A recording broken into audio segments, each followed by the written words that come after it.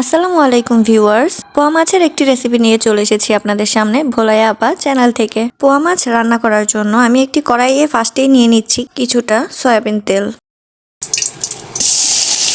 এরপর তেলের মধ্যে একে একে পেঁয়াজ বাটা, রসুন বাটা দিয়ে আমি সামান্য নেড়ে ভেজে নিচ্ছি।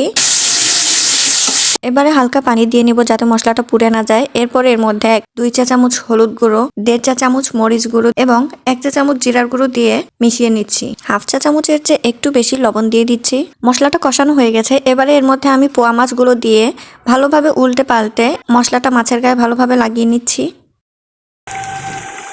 এর উপর 4-5টা কাঁচামরিচ ফালি করে ছিটিয়ে দিচ্ছি। এবারে ঢেকে দেবো মাছটা একটু কষানোর জন্য।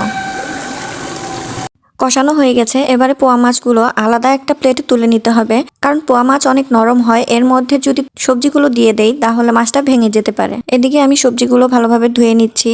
এখানে আমি আলু এবং ফুলকপি দিয়ে দিচ্ছি। এবারে সবজিটা উল্টে পাল্টে মশলাটা মাখিয়ে নেব আর কিছুক্ষণ কষাতে দেব। আর আপনারা এই ফাঁকে আমার চ্যানেলটিতে একটা ফলো দিয়ে দিবেন।